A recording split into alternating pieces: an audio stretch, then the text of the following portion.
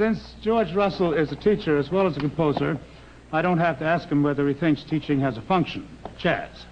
What I do want to ask you, George, is just where the number we've just heard fits in the general structure of your work. Principally, I was trying to convey a feeling of spontaneity, a feeling as though the written music was being improvised. I employed certain rhythmical techniques such as superimposing meters, 3/4 on 4/4, to add to the drive. However, tonally, I wouldn't consider it a very adventurous piece. Well, I would, but I know that you are associated specifically with adventures in tonality, and I have down the specific thing. I don't understand it, though. The Lydian concept of tonal organization. This, I think, you must explain. It would be very difficult to explain the whole concept in this brief period. However, I'll do my best. The major scale is the traditional scale from which jazz and all our Western music has evolved. The chromatic scale is the scale which most modern music is based on. This is the chromatic scale.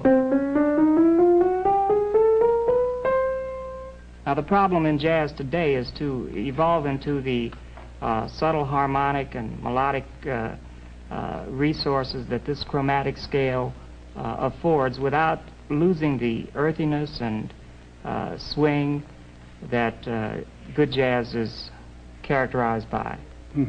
The Lydian concept makes us conscious of tonal gravity. There are essentially two kinds of tonal gravity. Vertical, that is, tonal gravity inferred by the chord, where the chord infers the tonic, and horizontal tonal gravity inferred by the scale, for instance, a blues scale. I know you have a couple of records. I don't know which illustrates which, so you better say. Well, there are certainly two major jazz artists who have these contrasting styles. Coleman Hawkins, for instance, is essentially a vertically minded soloist. That is, his melody is dictated by the chord. I would better hear it.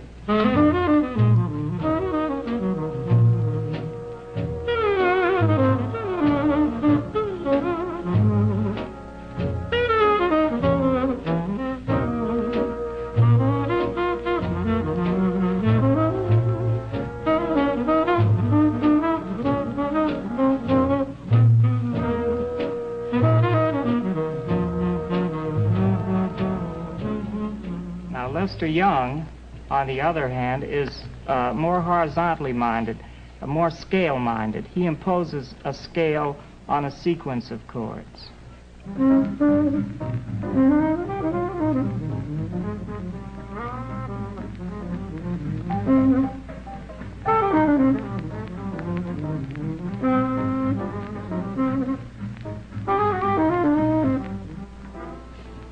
Now, George, I'm committed to the fact that you're dealing with the future.